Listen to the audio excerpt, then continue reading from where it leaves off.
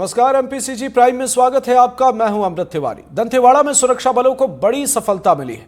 सुरक्षा बलों ने 25 लाख के इनामी नक्सली सुधाकर समेत 3 नक्सलियों को ढेर कर दिया है। मौके से हथियार विस्फोटक भी बरामद किए गए। देखिए खास रिपोर्ट।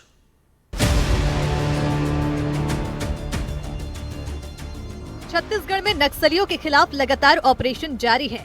20 मार्च को 30 नक्सलियों को ढेर करने के बाद मंगलवार को सुरक्षा बलों को फिर एक बार बड़ी सफलता मिली। दंतेवाड़ा में सुरक्षा बलों ने 3 नक्सलियों को मार गिराने में कामयाबी हासिल की है। ढेर किए गए नक्सलियों में 25 लाख का इनामी नक्सली सुधीर उर्फ सुधाकर उर्फ मुरली शामिल है, जो दंडकारण्य स्पेशल जोनल कमेटी का सदस्य था। सुरक्षा बलों को दंतेवाड़ा और बीजापुर जिले की सीमा पर गिरसापारा, नेलगोड़ा, बोड़गा और इकेली गांवों के आसपास नक्सलियों की मौजूदगी की सूचना मिली थी। इसी सूचना के आधार पर डीआरजी बस्तर फाइटर की टीम ने सर्च अभियान शुरू किया था। सुरक्षा बलों ने मौके से 3 नक्सलियों के शव, 1 इंसास राइफल समेत बड़ी मात्रा में हथियार और अन्य सामान बरामद किए हैं। दंतेवाड़ा और बीजापुर के सीमावर्ती इलाके में आज एक बार फिर से दंतेवाड़ा के डीआरजी के जवानों ने एक मुठभेड़ की और 3 नक्सलियों को मार गिराया। इस मुठभेड़ में इस समय हम दंतेवाड़ा पुलिस लाइन कारली पर वहां पर मौजूद हैं, जहां पर आप देख सकते हैं कि ये उसी मुठभेड़ के बाद यहां पर नक्सलियों के 100 रखे गए हैं। ये 25 लाख का एक नंबर जो आपको दिखाई दे रहा होगा, ये 25 लाख के इनामी नक्सली सुधाकर हैं। वारंगल के रहने वाले हैं और बस्तर में इस समय कमांड संभाल रहे थे। इन पर ये SZC मेंबर है। 25 लाख का इनाम है। आप देख सकते हैं कि यहीं पर ये सामान है। एक बार मैं कैमरामैन साथी से बोलूँगा, दिखाइए। ये बैटरी है। इस बैटरी के माध्यम से ही विस्फोटक लगाया जाता है और उड़ाया जाता है। ये लॉन्चर हैं, हैंड ग्रेनाइट जो लॉन्चर हैं, और आपको दिखाई दे रहा होगा ये नक्सलियों से बरामद कारतूस हैं। इस कारतूस से डीआरजी लिखा हुआ है, यानी कि डीआरजी और BFR यानी कि बस्तर फाइटर्स के जवान। दंतेवाड़ा के जवानों ने इस ऑपरेशन को चलाया था। यहाँ पर उन तीनों नक्सलियों के 100 यहाँ पर बरामद हैं। साथ में आप देख सकते हैं कि आपको मैं दिखाना चाहूँगा, ये देखिए, ये कुछ वहाँ से नक्सल साहित्य बरामद हुए हैं। कुछ दैनिक उपयोग के सामान, साबुन, तेल, सामान, यानी कि नक्सली कुछ दिनों से उस इलाके में जवाड़ा लगा के रखे थे। पुलिस उप महानिरीक्षक कमलोचन कश्यप के अनुसार सिर्फ पिछले 3 महीने में बस्तर क्षेत्र में 100 नक्सली ढेर किए गए हैं। ये जो है अंकिरप्पू सरैया उर्फ सुधीर उर्फ मुरली उर्फ सोनसाई, ये वारंगल के निवासी हैं। लगभग 60 साल इनका उम्र है और ये 1999 में ही, खैर नक्सल संगठन तो और पहले से ज्वाइन किया था, बट 1999 में ये दंडकारण्य में आए थे, फिर गढ़चिरौली में और 2003 में मार डिवीज़न में, और फिर यहाँ पर आकर रहकर काम कर रहे थे। 2014-15 में लगभग ये ZCM रैंक पर प्रमोट हुए थे और मोपोस के इंचार्ज थे।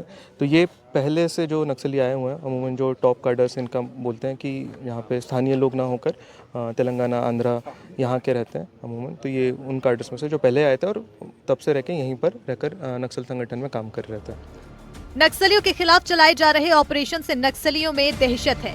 इसका खुलासा बीजापुर में एनकाउंटर वाली जगह पर मिले एक लेटर से हुआ है। गोंडी भाषा में लिखे इस 2 पन्ने के पत्र में फोर्स के बढ़ते दबाव और नक्सली संगठनों में दहशत का जिक्र है। पत्र में लिखा गया है कि नक्सलियों को छिपने के लिए सुरक्षित जगह तक नहीं मिल रही है। इधर सुरक्षा बलों के ऑपरेशन से जहां नक्सलियों में दहशत है, तो वहीं जवानों का जोश हाई है। दंतेवाड़ा में जंगल से ऑपरेशन पूरा कर जवान जब वापस जिला मुख्यालय लौटे, तो दंतेवाड़ा SP गौरव राय खुद मौके पर पहुंचे और जवानों को बधाई देकर उनकी हौसला अफजाई की। NDTV के लिए दंतेवाड़ा से पंकज भदौरिया की रिपोर्ट। गरियाबंद के इंदा गांव में पिछले 20 दिनों में 15 से ज्यादा लोगों ने मौत को गले लगाने की कोशिश की, जिसमें 3 अपने इरादे में सफल हो गए, जबकि बाकी को बचा लिया गया। गांव के हालात ऐसे बन गए हैं कि रोजाना कोई ना कोई आत्महत्या की सोचने लगा है। देखिए खास रिपोर्ट। उस गांव में पता नहीं क्या है, क्यों जीने की इच्छाएं मर रही हैं, क्यों लोग मौत को गले लगा रहे हैं। न प्रशासन समझ पा रहा, न पुलिस गुत्थी सुलझा पा रही। स्वास्थ्य विभाग को भी पक्का कुछ नहीं पता चल रहा। NDTV के लिए ये कोई खबर भर नहीं है। हम इसे अपनी जिम्मेदारी समझकर आगे बढ़ रहे हैं। जिम्मेदारी गांव को खुदकुशी के अभिशाप से मुक्त करने की, जिम्मेदारी गांव में पसरी मनहूसियत को खत्म करने की, जिम्मेदारी गांव में नई सांस भरने की।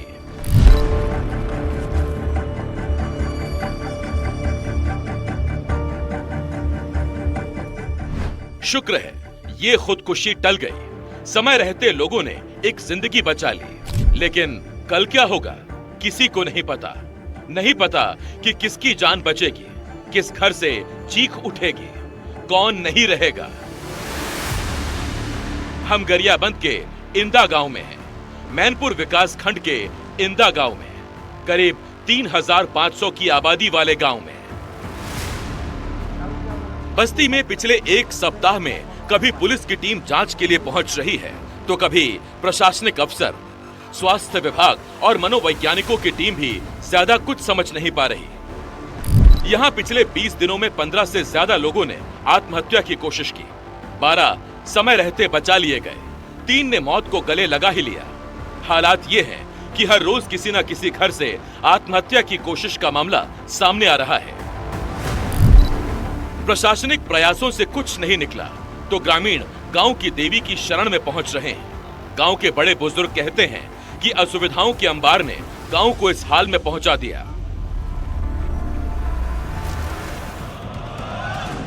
गांव में न स्कूल है न अस्पताल। हालात ये हैं कि पिछली 4 पीढ़ी से खेती कर रहे ग्रामीणों को जमीन का अब तक पट्टा भी नहीं मिला है। कहते हैं किसानों को मिलने वाली कोई सुविधा इस गांव तक नहीं पहुंची। बेरोजगारी चरम पर है। गांव वाले कहते हैं कि ऐसी स्थिति में हर तरफ निराशा ही निराशा है। इंदा गांव में लगातार हो रही आत्महत्याओं और आत्महत्या की कोशिशों ने प्रशासन को भी चिंता में डाल दिया है। प्रशासनिक अमला स्वास्थ्य और मनोरोग चिकित्सकों को लेकर शिविर लगा रहा है। लगातार काउंसलिंग की जा रही है। हालांकि स्वास्थ्य विभाग और मनोरोग विशेषज्ञ इस अनहोनी के पीछे नशे को एक बड़ी वजह बता रहे हैं। जानकारी के अनुसार वहाँ 3 लोगों ने आत्महत्या किया है और लगभग 8 लोगों ने आत्महत्या करने का प्रयास किया है।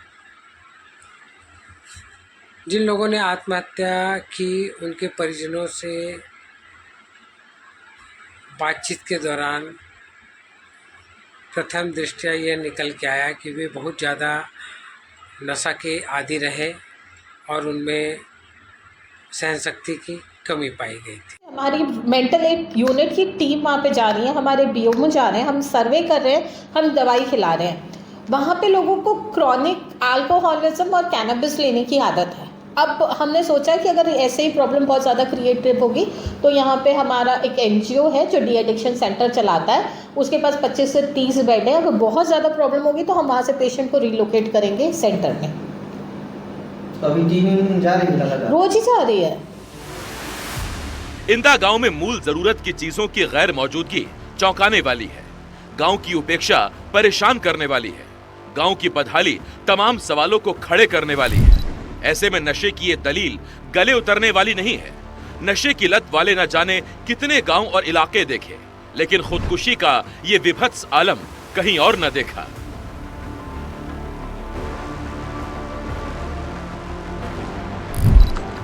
फिर भी इंदा गांव के लोगों से आग्रह है कि अपने और अपनों को नशे से दूर रखें।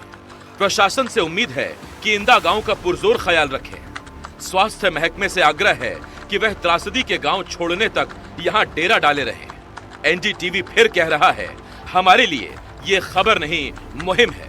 इंदा गांव को स्वस्थ और खुशहाल करने की मुहिम। हम इंदा गांव की आवाज बनकर बढ़ेंगे। हम इंदा गांव के साथ खड़े रहेंगे। एनडीटीवी के लिए हिमांशु सांगाणी की रिपोर्ट।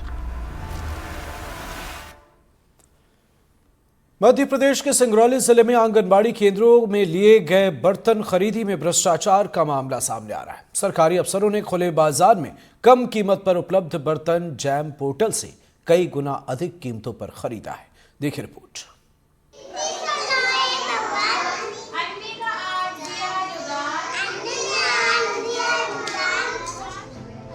ये कड़छुल इन बच्चों की थाली के परोसन से महंगी है, 335 रुपए की। और भी कुछ प्राइस टैग बताते हैं।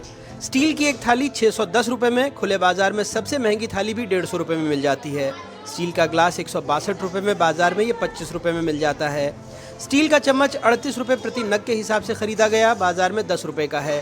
स्टील की कड़छुल 335 रुपए में खरीदी गई, बाजार में 30 से 50 रुपए तक की करछुल उपलब्ध है। कंटेनर 993 रुपए में लिया गया, जबकि 150 रुपए प्रति किलो मिल जाता है। स्टील का जग 247 रुपए प्रति नग के हिसाब से खरीदा गया। बाजार में जग की कीमत 150 रुपए है। बाल्टी 1000 रुपए में खरीदी गई, बाजार में 300 रुपए किलो मिल जाएगी। इस कीमत में आंगनबाड़ी के लिए बर्तन सिंगरौली में खरीदे गए, वहाँ के बाजार में देखते हैं इसकी कीमत। यहाँ पर हम जानेंगे कि बर्तन जो हैं इनका क्या भाव चल रहा है, यानी क्या रेट चल रहा है। तो ये करछुल है सेठ जी, और ये करछुल मिनिमम और हाईएस्ट इसका क्या रेट हो सकता है? 50 रुपए की। और सबसे हाई की अगर हम बात करें तो 80 रुपए जाएगी। वहीं अगर हम गिलास की बात कर लेते हैं तो गिलास क्या रेट? 35 रुपए का। 35 रुपए एक गिलास। हाँ। और ये चम्मच जो आप देख रहे हैं 10 रुपए। और सबसे हाई की अगर बात करें 20 रुपए। और 150 रुपए। 150। और सबसे हाईजेस्ट वाली है ये, हल्का लेंगे तो 100 रुपए में आएगी। अच्छा। और वही अगर हम बाल्टी की बात कर लें, ये स्टील की बाल्टी है, आप देख सकते हैं। ये बाल्टी है 300 रुपए की। 300 रुपए। 300 केजी में बिकते हैं या कैसे? केजी में। सिंगरौली में आंगनबाड़ी केंद्रों के लिए बर्तन की खरीदी छत्तीसगढ़ के कोरिया जिले से की गई। शायद खरीदने वाले को लगा हो कि ये विदेशी कहलाएगा। आंगनवाड़ी केंद्रों के लिए जो टेंडर डाले गए थे, जो उसमें खरीदी सामान बर्तन खरीदे जाने थे, उसका जो रेट है उसे सुनकर आप भी चौंक जाएंगे। ये रेट 2 गुना नहीं, 3 गुना नहीं, बल्कि 5 गुना से भी अधिक उसमें रेट डाले गए थे, जो कहीं न कहीं एक बड़े घोटाले का संकेत है, यानी एक बड़ा घोटाला है। कांग्रेस विधायक प्रताप ग्रेवाल ने सवाल पूछा तो महिला एवं बाल विकास मंत्री निर्मला भूरिया ने विधानसभा में ये जानकारी दी। ये भी बताया कि जांच के बाद जिला कार्यक्रम अधिकारी को निलंबित कर दिया गया, भुगतान रोक दिया गया। इस मध्य प्रदेश की सरकार में अली बाबा 40 चोर के रूप में सारे प्रदेश के जो मंत्री लोग काम करें, एक के बाद एक घोटाला जो उजागर हो रहा है। आप देखिए कि हर चीज़ के जो भाव बढ़ा करके, तो निश्चित तौर पर एक घोटाला हुआ है। जहां ऐसी गड़बड़ियों की सूचना मिलेगी उसको रोक करके उसकी जांच करवा करके दोषी अधिकारियों के खिलाफ कार्रवाई होगी। सदन में ये जानकारी माननीय मंत्री महोदय ने दी है, तो निश्चित रूप से आप मानिए कि उस पर कार्रवाई होगी और ऐसे लोग जो ऐसे तत्व छिपे हुए हैं उनको ढूंढ करके उनके खिलाफ कार्रवाई करने का दृढ़ निश्चय मध्य प्रदेश की डॉक्टर मोहन यादव जी की सरकार। जनवरी 2025 में आंगनबाड़ी केंद्र के लिए बर्तन खरीदी में भ्रष्टाचार के आरोप लगे। करीब 4 करोड़ 98 लाख रुपए में खरीदी की जानकारी सामने आई। ईओडब्ल्यू ने मामला दर्ज किया, अब जाकर विधानसभा में इसे स्वीकारा गया है। आंगनबाड़ियों में बच्चों के पोषण से संबंधित जरूरतों को पूरा करने, इन्हें कुपोषण से बचाने, शारीरिक और मानसिक स्वास्थ्य के लिए, इनके विकास के लिए भोजन दिया जाता है, लेकिन अफसरों ने इसमें भी भ्रष्टाचार का रास्ता ढूंढ लिया। जबकि इन अफसरों पर जिम्मेदारी थी कि ये नौनिहालों को पौष्टिक आहार उपलब्ध कराएं। भोपाल से कैमरा पर्सन रिजवान खान और सिंगरौली से देवेंद्र पांडे के साथ आकाश द्विवेदी, एनडीटीवी। गर्मी के दस्तक देते ही सिंगरौली के कई गांवों में पानी की किल्लत होने लगी। जिले के गोभा, जालपानी और नादो गांव में पानी के लिए लोगों को नदी नालों पर निर्भर रहना पड़ता है। जालपानी गांव में रहने वाले सैकड़ों आदिवासियों को प्यास बुझाने के लिए मीलों का सफर तय करना पड़ता है। देखिए खास रिपोर्ट। ये तस्वीरें मध्य प्रदेश के सिंगरौली की हैं, जहां हर साल की तरह गर्मी शुरू होते ही जल संकट ने दस्तक दे दी है। मध्य प्रदेश में राजस्व के मामले में इंदौर के बाद सिंगरौली दूसरे नंबर पर आता है, लेकिन यहाँ जल संकट की समस्या आम है। सिंगरौली के गोभा, जालपानी, नादो ये वो गांव हैं। मार्च 2024 तक नल जल योजना के तहत हर घर में पानी पहुंचाया जा सके। साल 2025 आ गया, मार्च का महीना है और ऐसे में लोग पानी के लिए जद्दोजहद कर रहे हैं। सिंगरौली ज़िले की अगर हम बात कर लें तो यहाँ पर नल जल योजना मिशन के तहत जो है 50% भी काम नहीं हुआ है, यानी अधर में यह योजना लटकी हुई है, जिस वजह से लोग आज भी पानी के लिए जद्दोजहद करते दिखाई दे रहे हैं। सिंगरौली ज़िले के अधिकांश गांव के लोग जो है आज भी पानी के लिए नदी नाले पर निर्भर हैं। सिंगरौली के जिला मुख्यालय से लगभग 50 किलोमीटर दूर जालपानी गांव है। गांव के नाम में पानी है, लेकिन यहाँ के लोगों को पानी नसीब नहीं होता। यहाँ पहुँचते पहुँचते नल जल योजना का प्रभाव खत्म हो जाता है। कुछ स्थानों पर पाइप बिछाए गए हैं, लेकिन पानी तो छोड़िए, उसमें से हवा भी नहीं निकलती। ग्रामीणों को पानी के लिए यहाँ से मीलों दूर का सफर तय करना पड़ता है। जालपानी गांव में ज्यादातर आदिवासी समाज के लोग निवास करते हैं, जो दशकों से नदी, नाले, झरने के जल स्रोत पर निर्भर है। गांव की आधी आबादी के बीच हैंडपंप तो जरूर लगा है, लेकिन उसमें पानी नहीं है। मजबूरन लोग मीलों सफर तय कर गांव से दूर नदी तक पहुंचते हैं और चिलचिलाती धूप में वहां से पानी लेकर आते हैं। फूलमती, इस गांव में एक ही कुआं है कि और भी कुएं हैं? नहीं है, एक ही कुआं है। एक ही कुआं है। तो पानी के लिए कहाँ, कितना दूर से आप? बहुत दूरी से आते हैं पानी लिए। कोई हैंडपंप वगैरह नहीं है गांव में? नहीं है। सरपंच वगैरह से आप लोग मांग रहे हैं कि पानी की समस्या हो रही है गांव में? पानी से मांग रहे हैं तो देता नहीं है, तो कैसे कहाँ पानी। इलाके में सामाजिक कार्य करने वाले अभिमन्यु सिंह बताते हैं कि गांव में नल जल योजना पूरी तरह से ठप है। गांव में ज्यादातर लोग नदी, नाले, झरने के जल स्रोत पर निर्भर हैं और यहाँ का गंदा पानी पीने से इलाके में बीमारी फैलती है। क्षेत्र से आता हूँ, जो पूरी तरह से ग्रामीण क्षेत्र में माना जाता है और उस ग्रामीण क्षेत्र में आदिवासी बाहुल्य क्षेत्र भी माना जाता है। वहाँ गरीबों की संख्या बहुतायत मात्रा में है। गर्मियों के सीजन में खास करके अप्रैल, मई, जून, इन महीनों में उन लोगों को पानी की बहुत ही किल्लतें होती हैं। हैंडपंप से पानी अगर कोई पहले से खुदाई की भी गई है, उसका जल स्तर इतना नीचे होता है कि वो पानी की जगह पर हवा उगलते हैं और जो ग्रामीण हैं, खासकर आदिवासी, दलित, शोषित, पिछड़े वर्ग के लोग, वो लोग नालों का पानी, गंदे नालों का, तालाबों का पानी पीने के लिए मजबूर है। प्रशासन से मैं अनुरोध करूंगा कि उसको समय रहते पर उसको कुछ न कुछ समाधान निकालने का प्रयास करें। 2025 के अंत तक सिंगरौली जिले में नल जल योजना का काम पूरा होने का लक्ष्य रखा गया है, लेकिन हकीकत और सरकारी दावे में कितना फर्क है, तस्वीरें देखकर आसानी से समझा जा सकता है। देखने वाली दिलचस्प बात होगी कि प्रशासन उन लोगों की गुहार कब सुनता है जो पानी के लिए जद्दोजहद कर रहे हैं। उन्हें शुद्ध पानी कब मुहैया हो पाएगी। सिंगरौली से एनडीटीवी के लिए देवेंद्र पांडे। अवैध उत्खनन एक बड़ी समस्या है, लेकिन इसका पर्यावरण पर कितना असर पड़ता है, इसकी तस्वीर आपको बेमेतरा में देखने को मिलेगी, जहां अवैध उत्खनन के कारण शिवनाथ नदी सूखने की कगार पर पहुंच गई है। देखिए रिपोर्ट।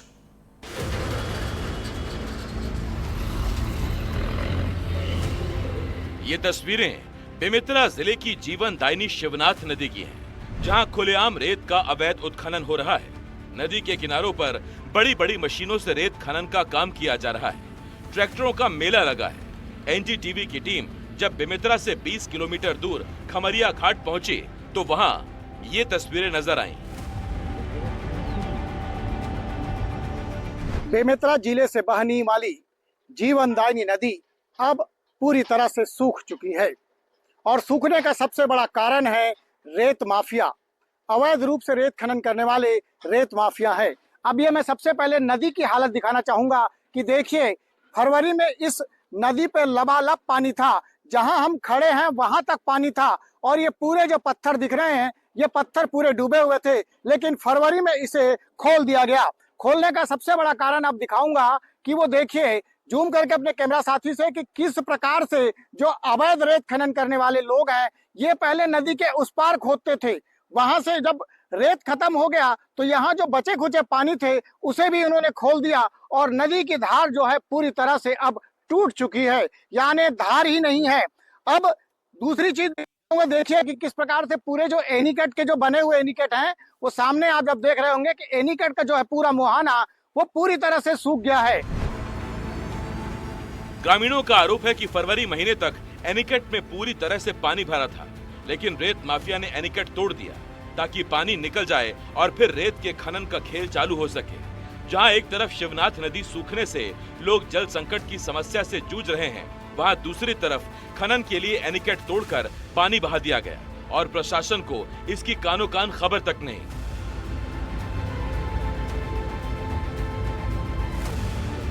आपके माध्यम से मुझे जानकारी मिली है। मैं माइनिंग अफसर और इरिगेशन डिपार्टमेंट के ईई को अभी भेजता हूँ वहाँ पे, और यदि अवैध उत्खनन होगा तो नियमानुसार कार्रवाई करेंगे। वो जब्त हो जाएगा अगर कोई इस तरह का अवैध उत्खनन के ऊपर सख्त कार्रवाई होगी। जांच और कार्रवाई तो होती रहेगी, लेकिन जो पानी बह गया वो कितने लोगों की प्यास बुझा सकता था? क्या ये किसी ने सोचा? खनन माफिया ने जो ये अपराध किया है, इसकी सजा बेमेतरा वासी भुगतेंगे। नदी में लगातार घटता जलस्तर आने वाले जल संकट की दस्तक है। हालांकि इसको लेकर कलेक्टर को भी और अधिकारियों ने, जो यहाँ के हैं स्थानीय खनिज विभाग के अधिकारी, उसको किसानों ने शिकायत कर दी है कि पानी की समस्या होगी पीने के पानी को लेकर, लेकिन किसी प्रकार की कोई कार्रवाई नहीं की। और बता दूं, इसको लेकर छत्तीसगढ़ हाईकोर्ट भी सख्त है और उन्होंने राज्य सरकार को इस मामले को लेकर संज्ञान लेने और फटकार देने की बात कही है। लेकिन उसके बाद भी समझ से परे है कि बेमेतरा जिला प्रशासन क्यों आंख मूंद कर सोए हुए हैं। न खनिज विभाग न कलेक्टर इस ओर ध्यान दे रहे हैं। और जो ये देख सकते हैं खुलेआम जो रेत माफिया है, देखिए कितनी ट्रैक्टर लगी हुई है। यहाँ लगभग 10 से 12 ट्रैक्टर इधर है और फिर दूसरी तरफ ले जाना चाहूंगा, वहां भी ट्रैक्टर लगी हुई है और वहां भी अवैध रेत खनन किया जा रहा है। यानी कहीं ना कहीं ये लापरवाही जिला प्रशासन की है, जो ध्यान नहीं दे रहे हैं। और इस अवैध रेत खनन के चलते ये हालात हुए हैं कि लोगों को पीने के पानी के लिए तरसना पड़ रहा है। एनडीटीवी के लिए बेमेतरा से सुजीत शर्मा। मिनी ब्राजील यानी शहडोल के विचारपुर गांव के खिलाड़ियों में खुशी की लहर है। कारण है उनकी समस्याओं का तत्काल निराकरण हो रहा है। यहाँ के फुटबॉल ग्राउंड का समतलीकरण हो गया है। बच्चों को नई किट मिल रही, मैदान में जल्द बाउंड्री वॉल बनेगा और दूसरी समस्याओं को दूर करने की बात भी अधिकारी कह रहे हैं। यहाँ स्टेडियम बनाने का प्रस्ताव भी सरकार को भेज दिया गया है। ये सब संभव हुआ है एनडीटीवी संवाददाता विनय तिवारी की उस रिपोर्ट से, जिसमें उन्होंने खिलाड़ियों के बीच जाकर उनकी समस्याओं को जाना था, उस समस्या को शासन प्रशासन तक पहुंचाया था। तभी तो विचारपुर के खिलाड़ी बोल रहे हैं। धन्यवाद एनडीटीवी।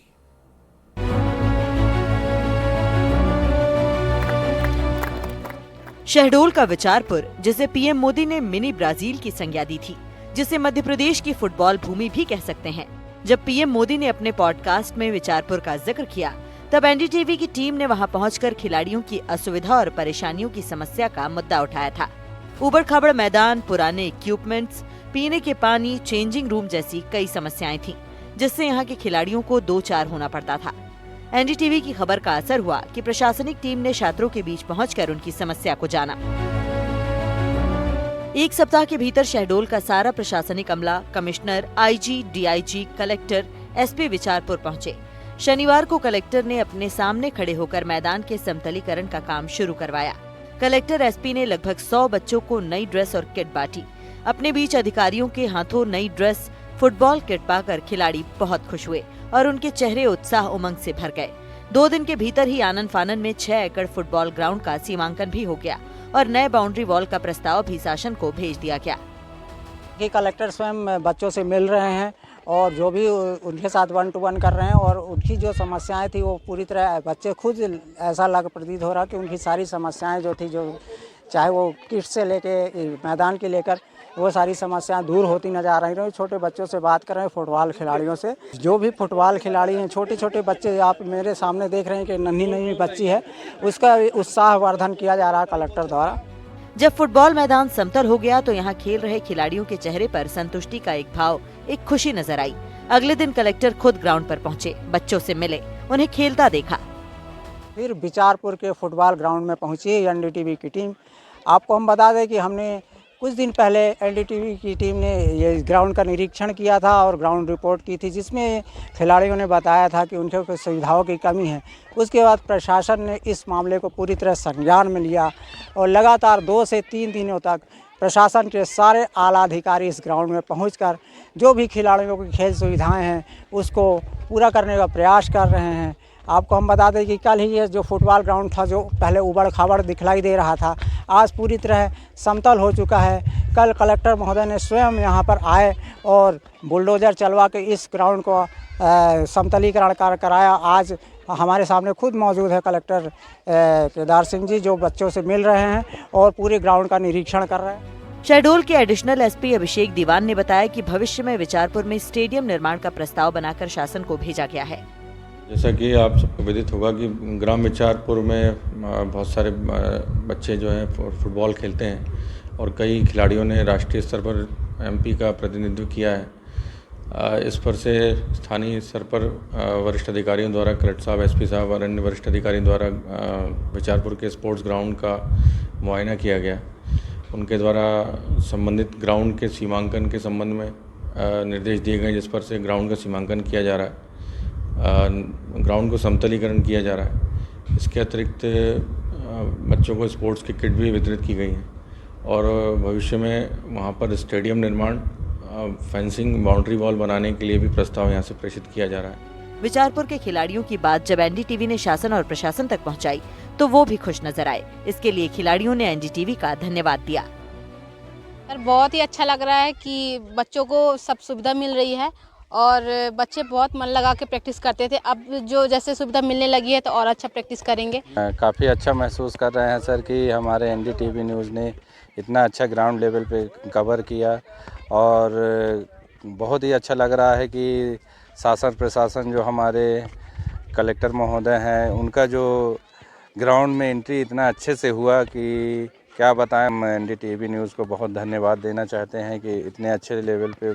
और ग्राउंड लेवल पे इतना अच्छा कवर किया और पूरे गांव वासी, हमारे सीनियर खिलाड़ी, उनकी तरफ से सर बहुत खुशी की बात है सर कि अगर इस तरीके से अगर उन्होंने कवरेज किया तो जो सुविधाएं मिल रही हैं बच्चों को, बड़ी खुशी की बात है। अनिल सिंह जी भी एनडीटीवी का हृदय से धन्यवाद दे रहे हैं कि ये जो कवरेज था और जो ग्राउंड, जो खिलाड़ियों को सुविधाएं नहीं मिल पा रही थी, ग्राउंड की जो स्थिति थी जर्जर थी, उसके बाद पिछले 2 से 3 दिनों के भीतर सारे प्रशासनिक अमला यहाँ उतर गया इस ग्राउंड में और जो भी सुविधाएं होनी चाहिए, आनन फानन सुविधाएं शुरू हो गई, ग्राउंड की लेवलिंग शुरू हो गई।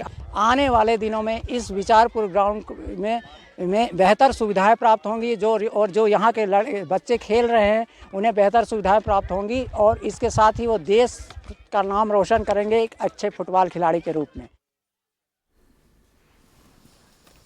और इसी के साथ इस बुलेटिन में फिलहाल इतना ही। नमस्कार।